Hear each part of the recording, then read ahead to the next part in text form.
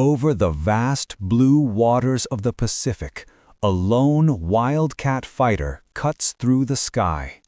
Inside the cockpit sits Edward "Butch" O'Hare, racing against time.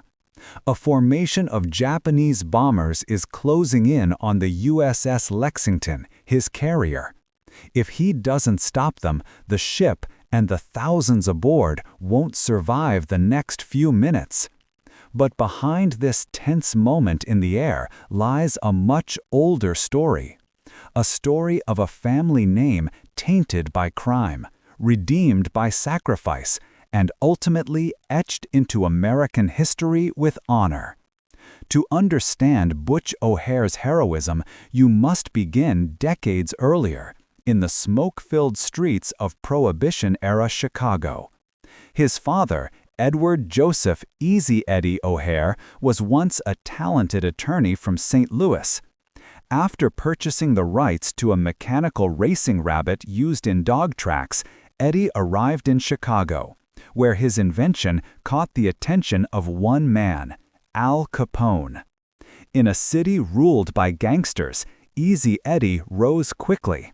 He became Capone's personal lawyer, navigating legal loopholes and protecting the mob's empire.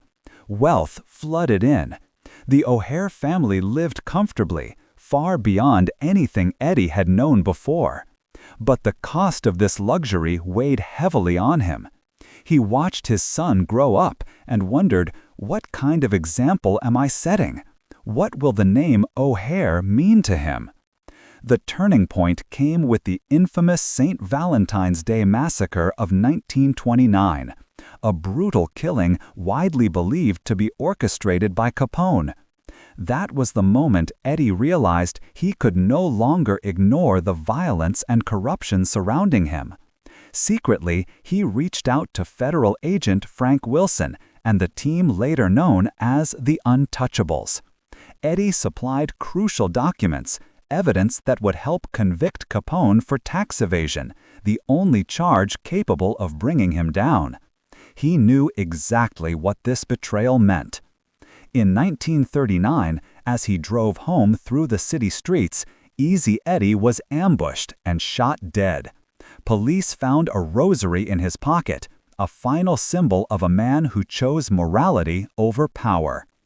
At that same time, far away in the Pacific, Butch O'Hare had just completed a routine flight when he received the devastating news.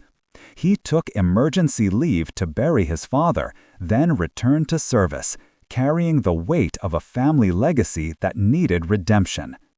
After Pearl Harbor, Butch was transferred to the aircraft carrier USS Lexington. In February 1942, as the Lexington closed in on the Japanese bastion of Rabaul, a U.S. submarine sent a warning. A Japanese scout plane had spotted the carrier. Enemy bombers were on their way. The first wave of Mitsubishi Betty bombers was beaten back by anti-aircraft fire. But the second wave, 8 torpedo-carrying bombers, was closing in fast.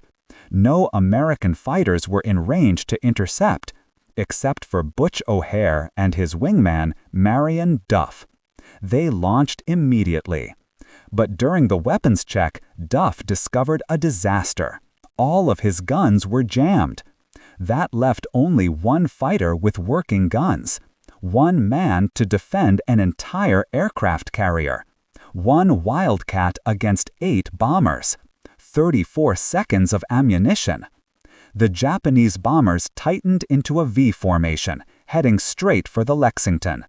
Butch opened his throttle and dove toward their blind spot, where their defensive guns couldn't reach him. His aim was precise. The first bomber fell into the sea. The second erupted into flames. But 6 bombers remained, and time was running out. Butch attacked again, firing short, controlled bursts to conserve every round. A third bomber lost power.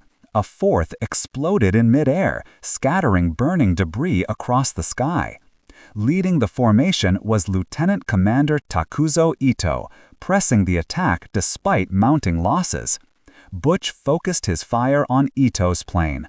The explosion was violent, so powerful that part of the engine tore away and plunged into the ocean. But before Butch could breathe, the damaged bomber from earlier reappeared behind him. He pulled the trigger. Click. Silence. He was out of ammunition. All he could do was break away and hope the Lexington's anti-aircraft guns finished the job. The bombers released their torpedoes, but confusion from Butch's relentless assault caused every single one to miss. 2 bombers escaped. The rest were destroyed or crippled. Because of one pilot, the USS Lexington was saved. When Butch landed at 5:45 p.m., the entire deck crew was waiting. They all knew the truth. Without him, none of them would still be alive. President Franklin D. Roosevelt awarded Butch the Medal of Honor and promoted him to lieutenant commander. His wife Rita placed the medal around his neck. But the war continued. In 1943, during one of the first night interception missions launched from a carrier, Butch O'Hare's plane disappeared in the darkness over the Pacific. His body was never found. In 1949, the city of Chicago honored him by renaming Orchard Depot Airport to O'Hare International, today one of the busiest airports in the world. A replica of his Wildcat stands in Terminal 2, a silent tribute to a man who redeemed a family name and inspired a nation. This is more than a war story. It is the tale of a father who tried to right his wrongs, and a son who rose from the shadow of organized crime to become a symbol of courage. A story where the darkness of Chicago's underworld meets the blinding light of heroism above the Pacific. A story of choices, sacrifice, and the power of one man to change the destiny of a family and a country. This is the legacy of the O'Hare name, and this is the story of the mobster's son, who became a hero.